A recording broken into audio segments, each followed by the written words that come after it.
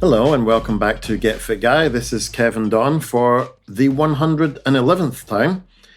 This week I had the world's shortest email from a listener. It was so short that it was a single sentence long. Now call me old-fashioned, but I usually start and end emails with some kind of hello and end them with a yours sincerely kind of vibe. Anyway, the single sentence email was, "What air purifiers do you recommend?"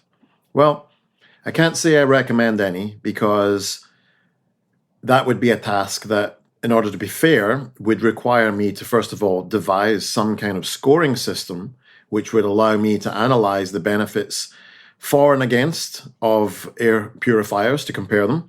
Then I'd have to go out and test every single air purifier and rank them according to my scoring system. Then and only then could I recommend an air purifier. Hope that makes sense. It should, because it's deductive logic. In order to recommend an air purifier, I need to test all air purifiers. I have tested no air purifiers, therefore I cannot recommend an air purifier. Now, I did actually have a personal anecdote about an air purifier that I had here, but the powers that be have decided that I do not live in a universe with free will and have determined that it should be removed. So insert, your own little story about air purifiers here. So instead of me making some arbitrary suggestion now about air purifiers that I would never do in this possible world, but cannot rule out another possible state of affairs in another world, I will do an episode on some of the common myths about air purifiers instead. Hopefully that will do. So, myth number one is that air purifiers reduce your immunity. So one of the claims around air purifiers would be what we call an informal fallacy, which is it's a false comparison, where people will say playing in the dirt when you're a kid is really good for developing your immune system because it exposes you to germs. Therefore, if we remove germs, viruses, and bacteria from the air that surrounds us, we'll reduce our immunity through mechanisms of reduced exposure. This is wrong. Pollutants in the air, like dust, pollen, and fine particles that are under 25 microns in diameter, which if you go to look at air purifiers, that'll be defined as PM 2.5.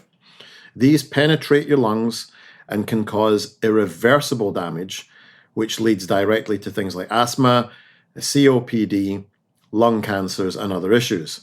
Air purifiers reduce your exposure to pollutants that your lungs would be exposed to and actually boost your resistance to other issues rather than reducing your resistance.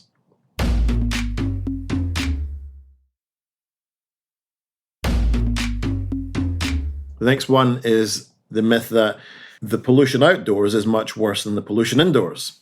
Now, we've all seen the headlines about ambient air pollution and smog and how bad it is for us when we sit in our cars in traffic or go for a walk or run along the roadside.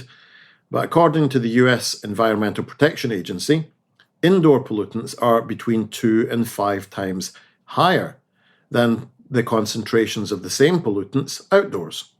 And some of these pollutants, like mold, asbestos, and pet dander, exclusively exist indoors.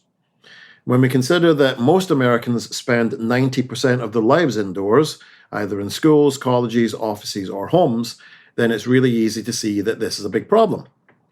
Indoors, we're also affected by a lack of airflow, because it's pretty obvious that the airflow outside is better than the airflow inside.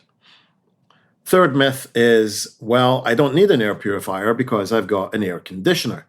Now, many manufacturers of air conditioners are simply playing a semantic game with consumers. They have advertising promising dust-free air. The reality is that, yes, that's true, because they come with a filter that removes large dust particles from the air, but they don't remove gaseous aerosol pollutants or any PM 2.5 particles. Air conditioners are not air purifiers. These are different things by definition. Myth number 4 is that air pollution doesn't really affect me because I live in the countryside and not in the city. Now, as we know, some of the major world cities are very, very polluted. so polluted that living there is equivalent to smoking 10 cigarettes a day for non-smokers, or 10 cigarettes a day for smokers. I don't know why that's been edited. I mean, 10 cigarettes a day is the same whether you smoke or not, right? Anyway, at the time of writing this, I went on to www.waqi.info, which is a great website because it gives you real-time air quality index all across the world. Highly recommend you check out your city or town on the map. The most polluted places on Earth, when I recorded this, were New York City, Mexico City, Kuala Lumpur, Beijing, Mumbai, a whole bunch of other cities, mainly located in China and India. No surprise that those are often countries that have a large amount of fossil fuels. But notably, the air quality was also really bad in San Diego, a city in Arizona, one in Utah, and one in British Columbia, as well as one in Portugal. But even if you do live in the countryside in Iceland, it doesn't mean that you would escape any particles from asbestos in the construction of your building, burning tobacco, coal, wood-fired heating, carbon monoxide from cooking appliances, chemicals from paints, insecticides, cleaning products. Even in the countryside, your air quality can still be poor. Myth number 5 is that air purifiers are too expensive. Now, whilst it's true that these products first crossed over from hospital usage into domestic homes, they were really expensive because they just weren't designed for that market. But all technology works like that. Think about how restrictive in price cell phones were 30 years ago, or laptops. Now, everyone has them. Air purifiers have also benefited from the global decrease in the cost of manufacturing technology products. These air purifiers I just saw on a Google search that filter out PM 2.5 particles are around about $100.